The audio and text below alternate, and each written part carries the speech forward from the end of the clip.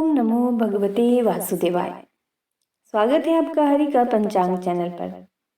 होली से पहले आने वाली फाल्गुन मास के शुक्ल पक्ष की एकादशी को आमल की एकादशी कहा जाता है।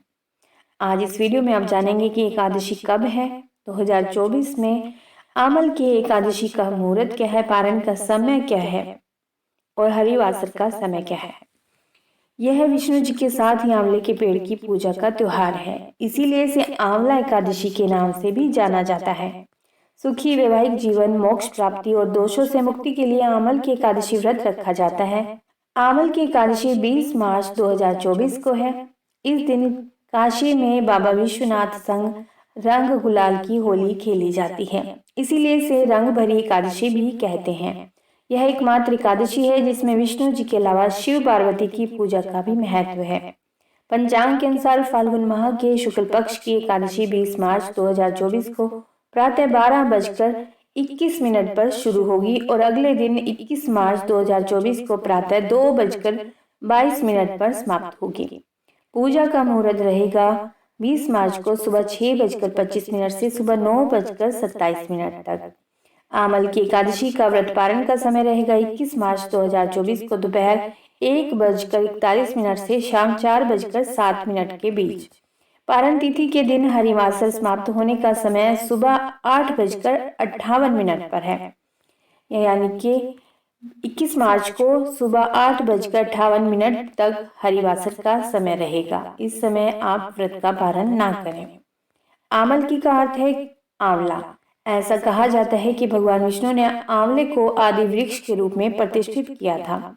मान्यता है कि आमल की एकादशी के दिन आंवला और श्री हरि विष्णु की पूजा करने से मोक्ष मिलता है। आंवले के पेड़ में श्री हरि विष्णु और माता लक्ष्मी जी का वास माना गया है, इसीलिए ही आमल की एकादशी के दिन आंवले के पेड़ के नीचे बैठकर भगवान का पूजन किया जाता है। इस दिन आंवले का उपटन लगाना चाहिए, फिर आंवले के जल से स्नान करना चाहिए। इसके अलावा आंवला पूजन, आंवले का भोजन और आंवले का दान करना चाहिए। धार्मिक मान्यताओं के अनुसार आमल की एकादशी का व्रत करने से सैकड़ों तीर्थ दर्शन के समान पुण्य की प्राप्ति होती है। यह व्रत समस्त यज्ञों के बराबर फल देने वाला माना जाता है। इतना ही नहीं, इस एकादशी व्रत को करने से व्यक्ति को मोक्ष की भी प्राप्ति होती है। जो लोग किसी कारण इस व्रत को नहीं कर पाते, उन्हें कम से कम इस एकादशी के दिन भगवान विष्णु को आंवला जरूर अर्पित करना चाहिए और स्वयं भी इसका सेवन करना चाहिए। शास्त्रों के अनुसार आमल की एकादशी के दिन आंवला खाना अत्यंत लाभकारी माना जाता है। आइए सुनते हैं आमल की एकादशी व्रत की कथा। इस कथा को संपूर्ण सुने और इसका संपूर्ण फल प्राप्त करें।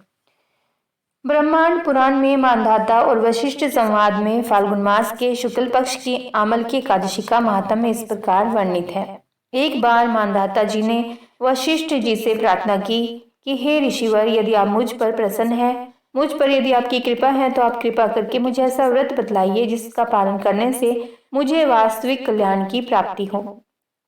इसके उत्तर में वशिष्ठ जी ने प्रसन्नचित होकर कहा, हे राजन, मैं आपको शास्त्र के एक गोपनीय, रहस्यपूर्ण तथा बड़े ही कल्याणकारी व्रत की कथा सुनाता हूँ, जो कि समस्त प्रकार के मंगल को देने वाली है। हे राजन, इस व्रत का नाम आमल की एकादशी व्रत है। यह व्रत बड़े से बड़े पापों का नाश करने वाला, 1000 गायें दान के पुण्य का फल देने वाला और मोक्ष प्रदाता है। पुराने समय के वैदिश नाम के नगर में ब्राह्मण, क्षत्रिय, वैश्य तथा शूद्र वर्ण के लोग बड़े ही सुखपूर्वक निवास करते थे। वहां के लोग स्वाभाविक रूप से स्वस्थ तथा हृष्ट पुष्ट थे।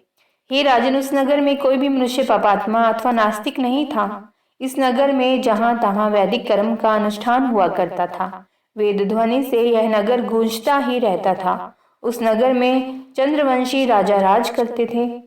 इसी चंद्रवंशीय राजवंश में एक चैत्रथ नाम के धर्मात्मा और सदाचारी राजा ने जन्म लिया। यह राजा बड़ा पराक्रमी, शूरवीर, धनवान, भाग्यवान तथा शास्त्रज्ञ भी था। इस राजा के राज्य में प्रजा को बड़ा ही सुख था। सारा वातावरण ही अनुकूल था। यहाँ की सारी प्रजा विष्णु भक्ति परायण थी। सभी लोग एकादशी का व्रत करते थे। इस राज्य में कोई भी दरिद्र अथवा कृपण नहीं देखा जाता था। इस प्रकार प्रजा के साथ राजा अनेकों वर्षों तक सुखपूर्वक राज करते थे। एक बार फाल्गुन शुक्ल पक्षीय द्वादशी संयुक्ता आमल की एकादशी आ गई। यह एकादशी महाफल देने वाली है। ऐसा जानकर नगर के बालक, वृद्ध, युवा, स्त्री और पुरुष तथा स्वयं राजा ने भी सपरिवार इस एकादशी व्रत का पूरे नियमों के साथ पालन किया। एकादशी वाले दिन राजा प्रातःकाल नदी में स्नान आदि समाप्त कर समस्त प्रजा के साथ उसी नदी के किनारे पर बने भगवान श्री विष्णु के मंदिर में जा पहुंचे। उन्होंने वहां दिव्य गंध, सुवासित जल पूर्ण कलश, छत्र, वस्त्र, पादुका आदि 5 रत्नों के द्वारा सुसज्जित करके भगवान की स्थापना की। इसके बाद धूप दीप प्रज्वलित करके आमल की अर्थात आंवले के साथ भगवान श्री परशुराम जी की पूजा की और अंत में प्रार्थना की कि हे परशुराम, हे रेणुका के सुखवर्धक, हे मुक्ति प्रदाता, आपको नमस्कार है। हे अमल की, हे ब्रह्मपुत्री, हे धात्री, हे पापनाशिनी, आपको नमस्कार है। आप मेरी पूजा स्वीकार करें। इस प्रकार राजा ने अपनी प्रजा के व्यक्तियों के साथ भगवान विष्णु और भगवान श्री परशुराम जी की पवित्र चरित्र गाथा सुनी, कीर्तन और स्मरण करते हुए तथा एकादशी की महिमा सुनते हुए रात्रि जागरण भी किया। उसी शाम एक शिकारी शिकार करता हुआ वहां आ पहुंचा। जीवों की हत्या करके ही दिन व्यतीत करता था। दीपमालाओं से सुसज्जित तथा बहुत से लोगों द्वारा इकट्ठे होकर हरि कीर्तन करते हुए रात्रि जागरण करते देखकर शिकारी सोचने लगा कि यह सब क्या हो रहा है। शिकारी के पिछले जन्म के पुण्य का उदय होने पर ही वहां एकादशी व्रत करते हुए भक्त जनों का उसने दर्शन किया। कलश के ऊपर विराजमान भगवान श्री दामोदर जी का उसने दर्शन किया तथा वहां बैठकर भगवान श्री हरि की चरित्र गाथा स्मरण करी। भूखा प्यासा होने पर भी एकाग्र मन से एकादशी व्रत के महात्म्य की कथा तथा भगवान श्री हरि की महिमा श्रवण करते हुए इसने भी रात्रि जागरण किया। प्रातः होने पर राजा अपनी प्रजा के साथ अपने नगर को चला गया और शिकारी भी अपने घर वापस आ गया और समय पर उसने भोजन किया।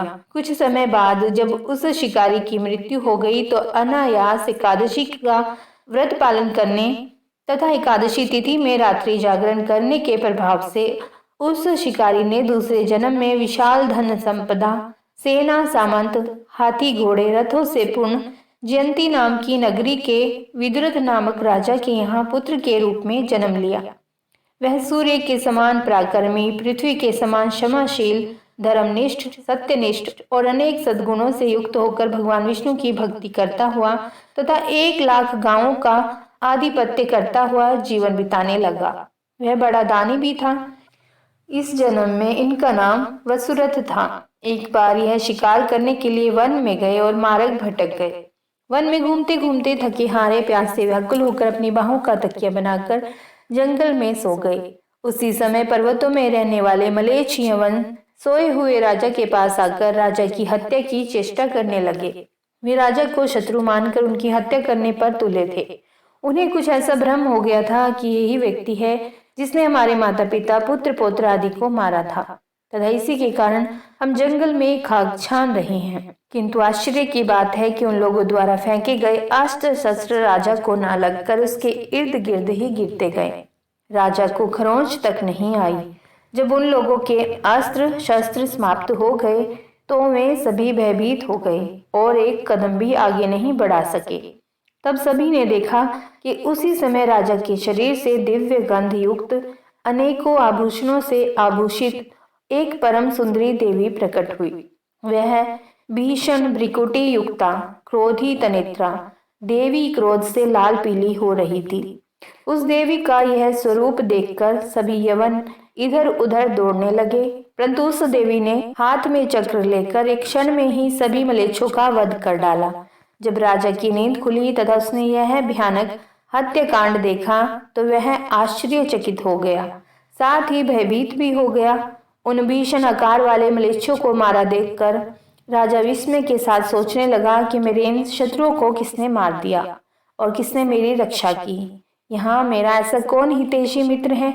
जो भी हो, मैं उसके इस महान कार्य के लिए उसका बहुत बहुत धन्यवाद देता हूँ।